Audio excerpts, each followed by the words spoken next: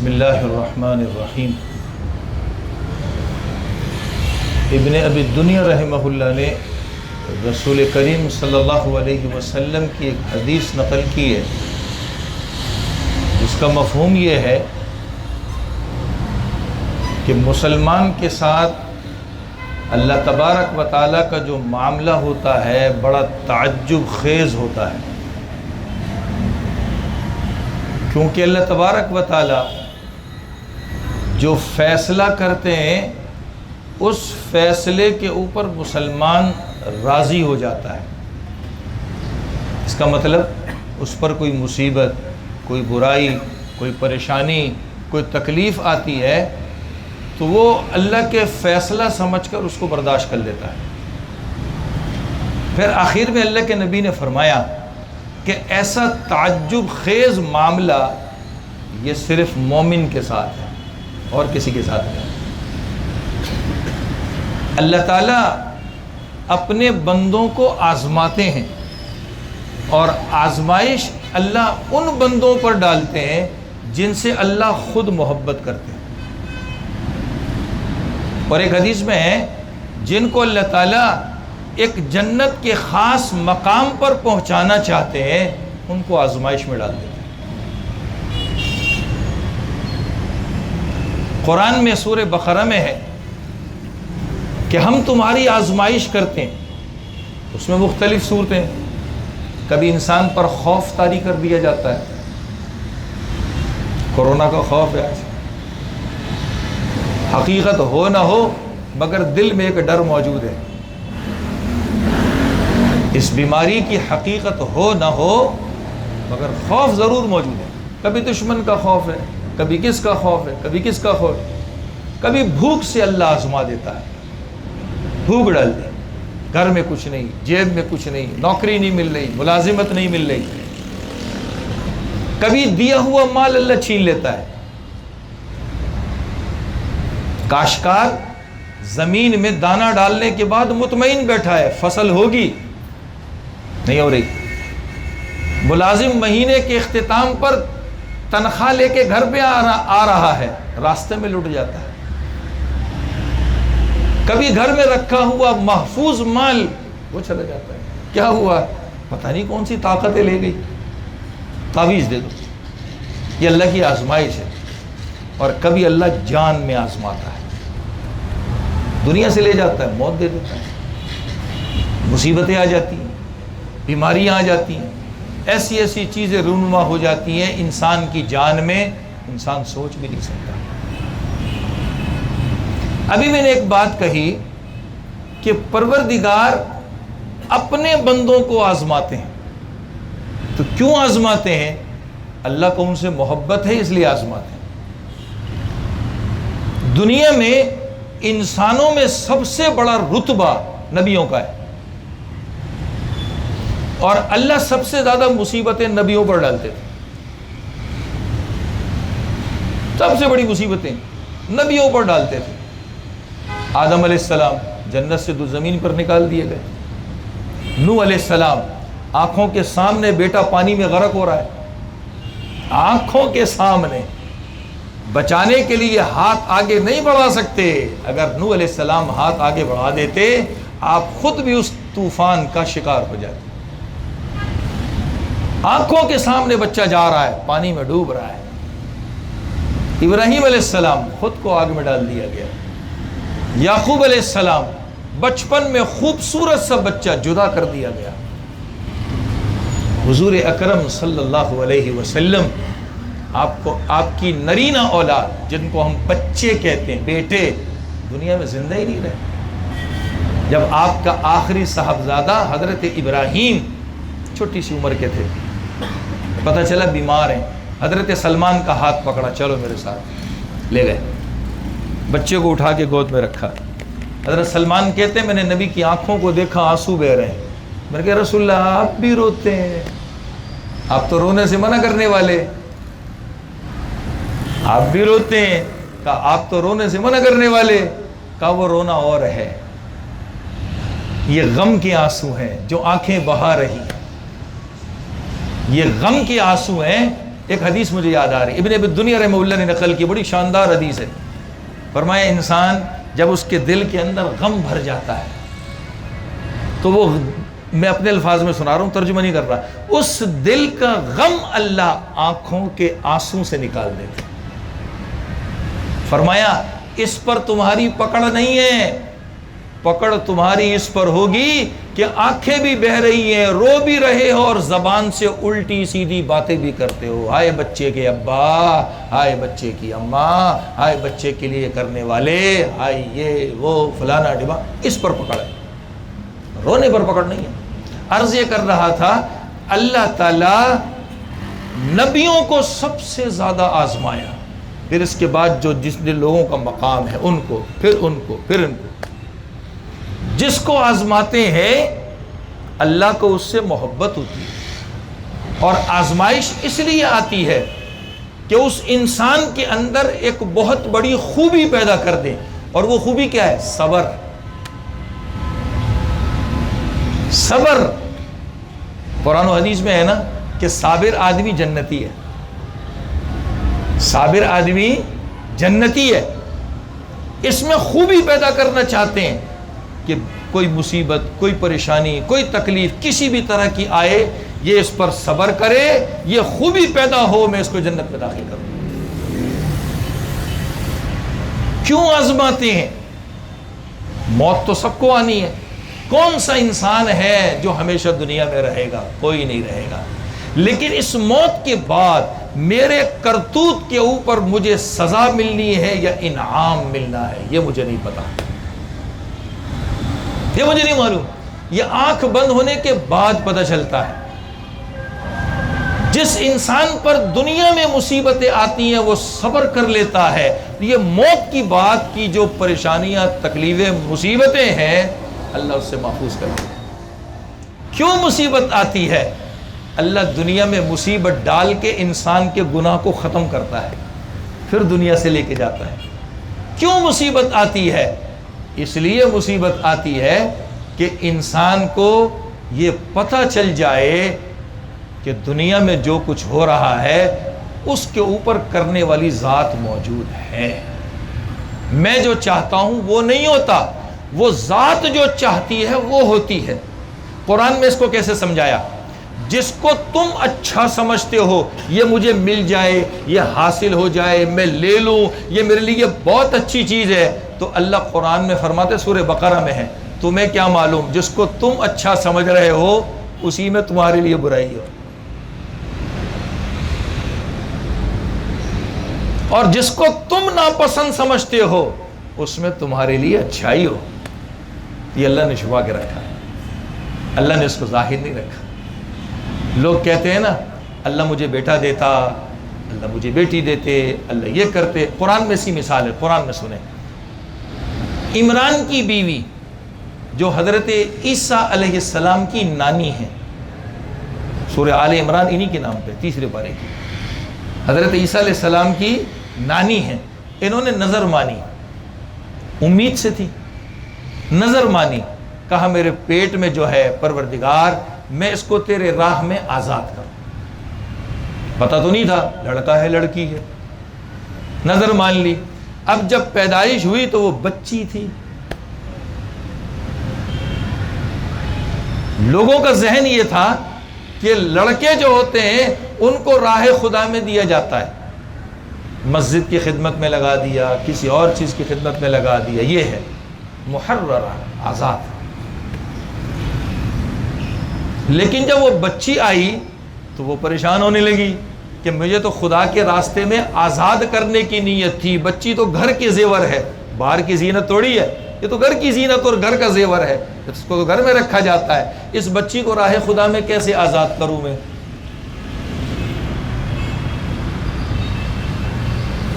تو اللہ تعالیٰ نے اس کا جواب پھر قرآن میں دیا. اس کا انجام تمہیں نہیں پتا کہ کیا ہے. تمہیں کیا پتا لڑکی بہتر ہے یا لڑکا بہتر ہے؟ یہ تو تمہیں نہیں پتا. اور اللہ تعالیٰ نے پھر اس لڑکی سے کتنا بڑا کام لیا. حضرت عیسیٰ ان سے پیدا ہوئے بغیر باپ کے، حضرت عیسیٰ ان سے پیدا ہوئے بغیر باپ کے. اتنا بڑا ہمیں نہیں پتا کہ لڑکا بہتر ہے یا لڑکی بہتر ہے، یہ تو اللہ جانتے ہیں۔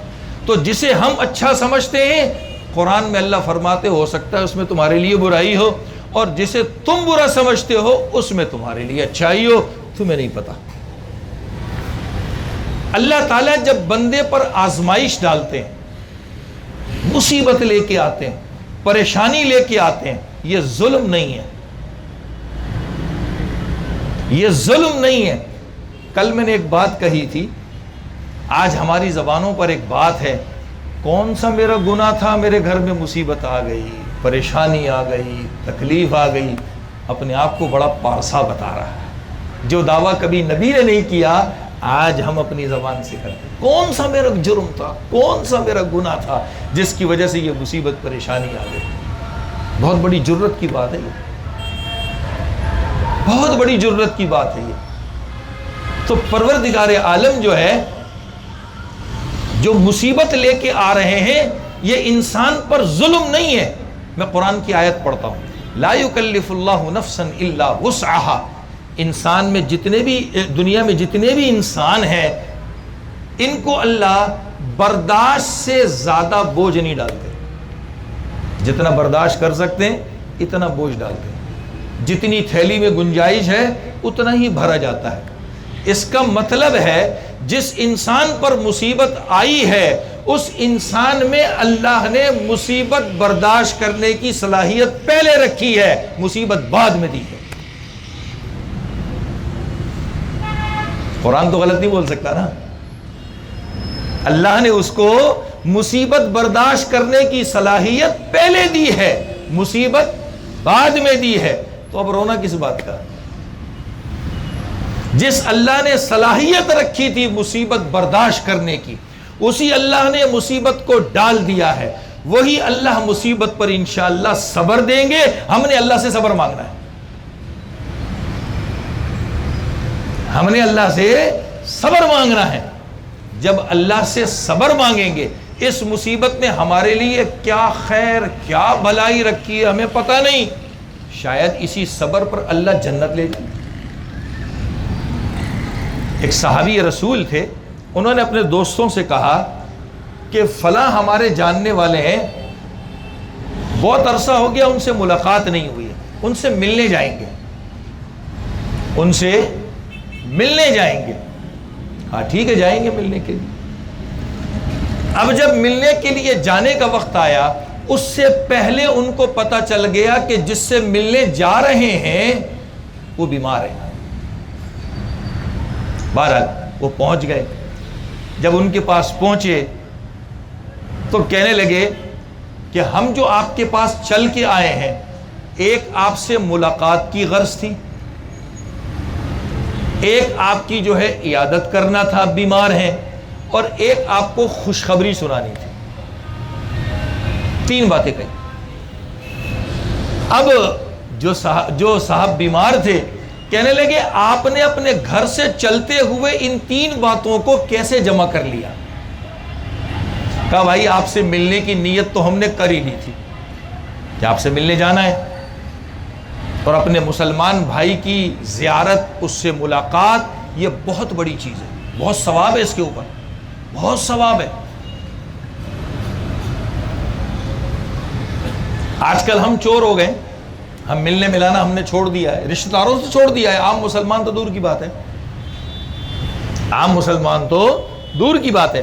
علامہ آلوسی رحمہ اللہ نے روح المعانی میں لکھا ہے کہ ایک آدمی جو کلمہ گو تھا دوسرے کی زیارت کے لیے جا رہا تھا، تو فرشتے اس کے پاس آ کر کہنے لگے تمہارا چلنا مبارک ہو۔ وہ جا کیوں رہا تھا؟ صرف ملنے کے لیے۔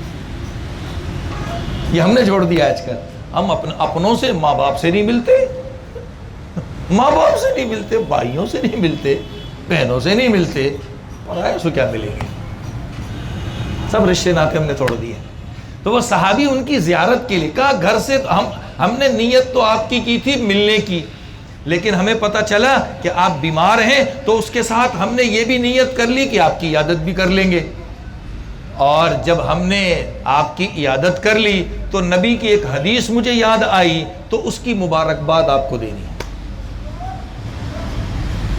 اور نبی کی حدیث یہ ہے کہ جب پروردگار کسی انسان کے اوپر مصیبت لے کے آتے ہیں دنیا میں، تو اس مصیبت کو لانے کا مقصد اللہ کا یہ ہوتا ہے کہ اس کا جنت میں جو مقام بنایا ہے، یہ نیکیاں کر کے، اعمال کر کے اس مقام تک پہنچ نہیں سکتا، تو اللہ بیماری دے دیتے ہیں، مصیبت دے دیتے ہیں، پریشانی دے دیتے ہیں، تاکہ جنت میں جو اس کا مقام ہے وہاں تک پہنچ جائے۔ ایک ٹھکانہ بنایا اللہ نے کہ اس بندے کو میں نے جنت میں یہاں لے کے آنا ہے۔ اب وہ اعمال نہیں کر سکا، سستی ہو گئی یا کوئی اور چیز ہو گئی، نہیں کر سکا، تو اللہ نے تو پہنچانا ہے اس کو، تو پہنچانے کی ایک صورت تو وہی کہ سیدھے سیدھے اعمال کر لیتے تو اللہ اپنے فضل و کرم سے وہاں پہنچا دیتے۔ لیکن جب وہ نہیں کر سکے تو ان صحابی نے ان سے فرمایا کہ اللہ کے نبی کے فرمان کا مطلب یہ ہے کہ دنیا میں پروردگار مصیبت، تکلیف، پریشانی لا کر کے اس بندے کو اس مقام تک پہنچا دیتا۔ حضرت عمار بن یاسر رضی اللہ تعالیٰ ایک مرتبہ بیٹھے ہوئے تھے دوستوں کے ساتھ، تو لوگوں نے، ہر آدمی نے اپنی اپنی پریشانی کا تذکرہ کیا، میرے اوپر یہ مصیبت ہے، میرے اوپر یہ پریشانی ہے، میرے اوپر یہ ہے، میرے اوپر یہ ہے، میرے اوپر یہ ہے۔ ایک دیہاتی تھا بدو، اس بدو نے حضرت عمار بن یاسر رضی اللہ تعالیٰ عنہ سے کہا، ہم تو الحمدللہ ٹھیک ہیں، ہم پر کوئی مصیبت پریشانی نہیں۔ حضرت عمار بن یاسر رضی اللہ عنہ نے فرمایا، تو ہم میں سے نہیں ہے، چل، تو ہم میں سے نہیں ہے۔ کہا اللہ تعالیٰ جس بندے سے محبت کرتے ہیں اس پر مصیبت پریشانی لے کر آتے ہیں۔ یہ اس کو سمجھانے کے لیے کہا، تو ہم میں سے نہیں ہے۔ اب اس کا یہ مطلب بھی نہیں کہ ہم اللہ سے پریشانی، مصیبت مانگنا شروع کر دیں کہ ہمیں فضیلتیں ملیں۔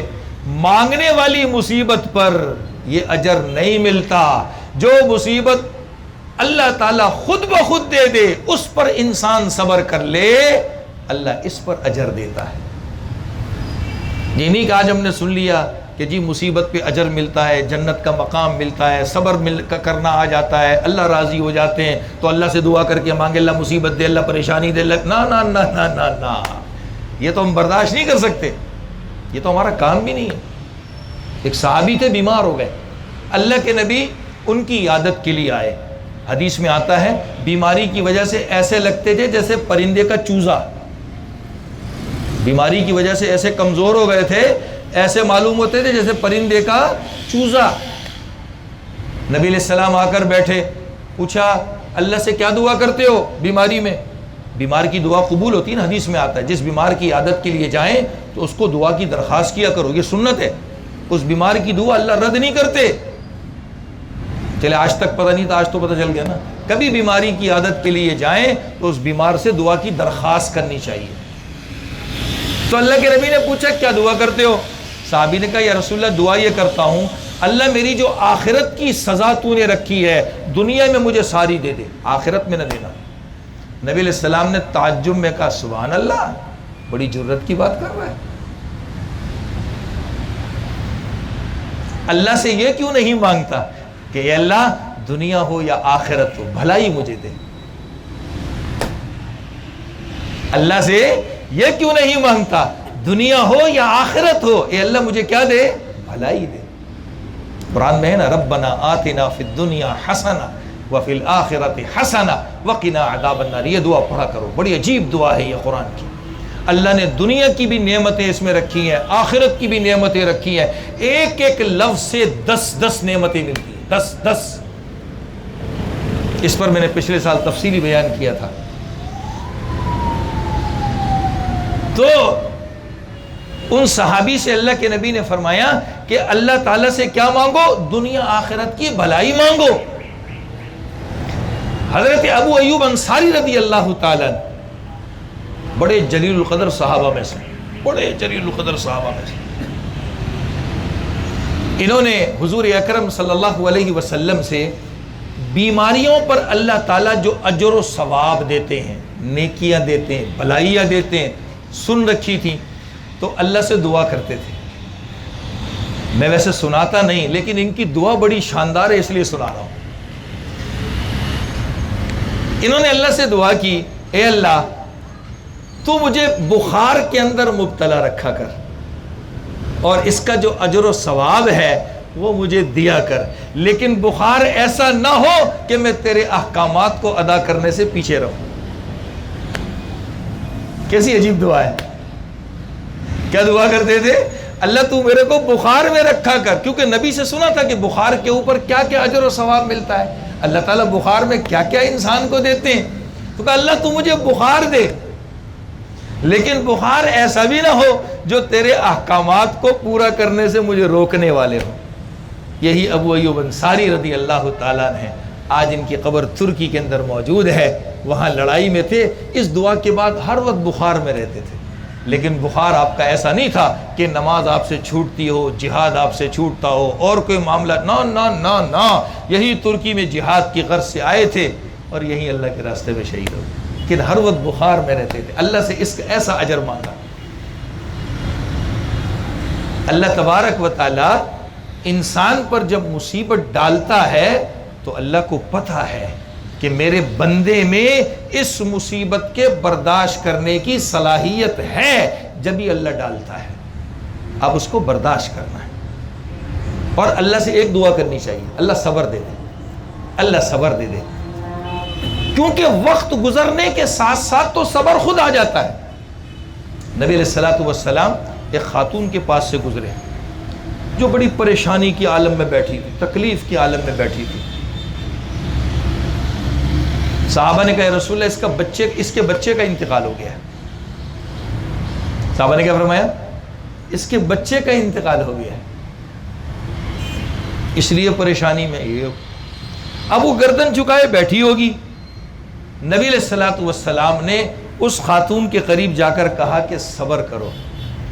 اب خاتون کی نگاہ نیچے، اسے کیا پتا کیا معاملہ ہے کیا نہیں ہے، تو اس نے کہہ دیا تمہیں کیا پتا کہ مصیبت کیا چیز ہوتی ہے۔ اسے پتا نہیں تھا کہ دو جہاں کے سردار میرے سر پہ کھڑے، پریشانی میں تھی۔ جیسے حدیث میں ایک مثال ہے نا کہ جب عورت پریشان ہوتی ہے تو اس کے سر سے دوپٹہ بھی نیچے اتر جاتا ہے، جو اس کو دوپٹہ پہناتا ہے اللہ قیامت میں اس کو دوپٹہ پہنائیں گے، چادر پہنائیں گے، اس کی مصیبت کے لیے کچھ الفاظ بولتا ہے، اللہ قیامت کی اس کی مصیبت دور کریں گے۔ کتنی بڑی فضیلت کی بات ہے۔ اسے پتہ نہیں تھا، غم میں تھی، تو اس نے ایسے ہی انجان میں کہہ دیا آپ کو کیا پتا مصیبت کیا ہوتی ہے۔ بعد میں اس خاتون کو کہا کہ تمہیں پتہ ہے تم نے جواب کس کو دیا؟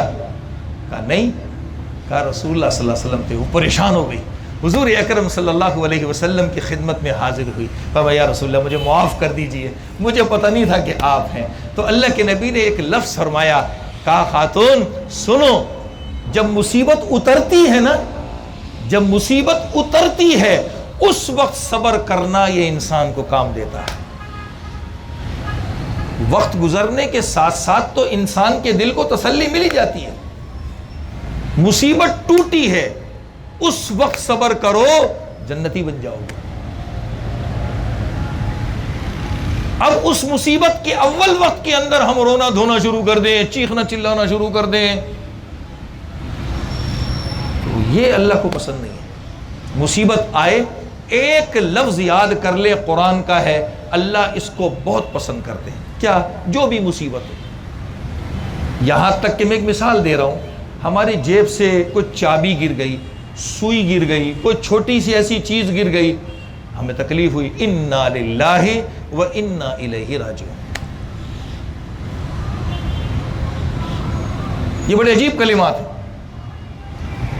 نبی علیہ السلام کی ایک بیوی ہیں جن کو ام سلمہ رضی اللہ تعالی عنہ کہا جاتا، بڑی سمجھدار خاتون تھی، بہت سمجھدار خاتون تھی۔ نبی علیہ السلام سے پہلے یہ ابو سلمہ کے نکاح میں تھی۔ ابو سلمہ حضور اکرم صلی اللہ علیہ وسلم کی خدمت میں آتے جاتے تھے، جو باتیں سیکھتے تھے ام سلمہ کو جا کے بتا دیتے تھے۔ تو ایک دن ابو سلمہ نے ام سلمہ سے کہا کہ آج ہمیں اللہ کے نبی نے یہ بات سکھائی ہے کہ جب کسی پر مصیبت پریشانی آئے وہ کہہ دے انا للہ و انا الیہ راجعون، اور اس کے بعد یہ دعا پڑھے۔ میں اردو میں بتا دیتا ہوں، اے اللہ یہ جو مصیبت میرے اوپر اتری ہے، اللہ مجھے اس کا بہترین بدلہ عطا فرما دے۔ میں نے اردو میں 2 لفظوں میں بتا دیا، یہ جو میرے اوپر مصیبت اتری ہے مجھے اس کا بہترین بدلہ عطا فرما دے۔ انا للہ کے بعد جو یہ دعا پڑھ لے تو اللہ تعالیٰ اس کو دنیا میں بہترین بدلہ عطا فرما دے۔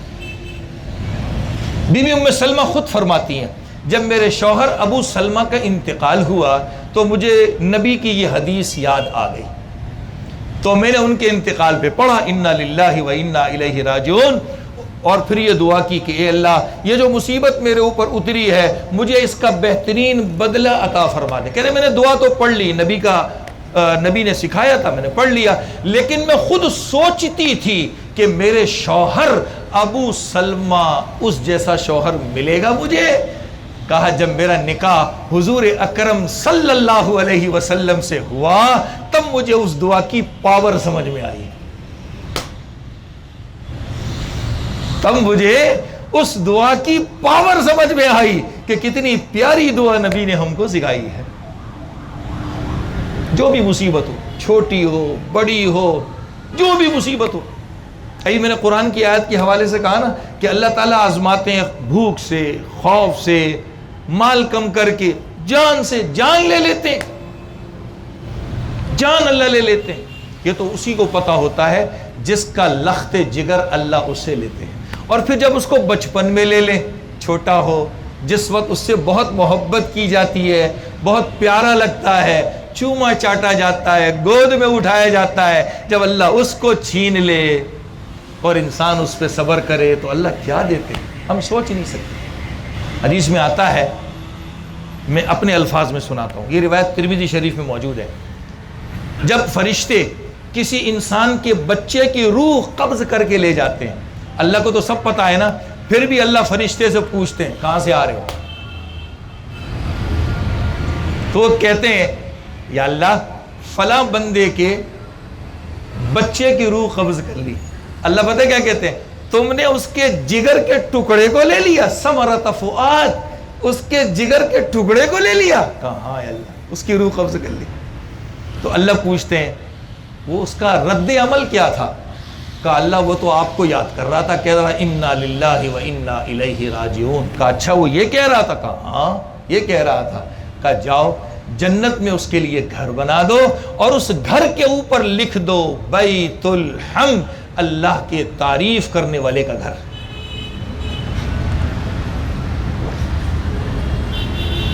کیا لکھو؟ بیت الحمد، اللہ کی تعریف کرنے والے کا گھر۔ نبی نے فرمایا بچپن میں اپنے الفاظ میں حدیث سنانے جا رہا ہوں، نبی نے فرمایا بچپن میں جس کے 2 بچے چلے جائیں تو یہ 2 بچے اس کے اور جہنم کے لیے آڑ بن جاتے، یہ بچے اس کو جہنم میں نہیں جانے دیتے، آڑ بن جاتے ہیں۔ کسی نے سوال کیا یا رسول اللہ اگر کسی کا 1 بچہ فوت ہو جائے، کہا وہ 1 بچہ بھی جہنم کا آڑ بن جائے گا، وہ اس کے لیے بہترین بدلہ بن جائے گا۔ ایک موقع پر بھی عائشہ رضی اللہ تعالی عنہا نے سوال کیا، فرمایا یا رسول اللہ جس کا کوئی بچہ فوت نہ ہو تو؟ نبی نے فرمایا اس کے لیے آڑ میں خود بنوں گا، اور میرے جیسا بدل کوئی ہو سکتا ہے؟ میرے جیسا بدل کوئی ہو سکتا ہے؟ لن یصابوا بمثلی، ہرگز میرے جیسا بدل کوئی نہیں ہو سکتا۔ تو اللہ تعالیٰ جن بندوں پر مصیبتیں، پریشانیاں، تکلیفیں ڈالتے ہیں ان کو ہم نے برداشت کرنا ہے، بس ایک ہی کام کرنا ہے، مصیبت آئے انا للہ و انا الیہ راجعون پڑھیں، مصیبت آئے اللہ اس کا بہترین بدلہ عطا فرما دیں، اور انسان بہت پریشان ہو تو ساتھ ساتھ دعا کرے اے اللہ مجھے صبر کی توفیق دے دے، اللہ مجھے صابرین میں سے بنا دے، مجھے صبر کی توفیق دے دے، اللہ مجھے صابرین میں سے بنا دے، اللہ عمل کی توفیق نصیب فرما دے۔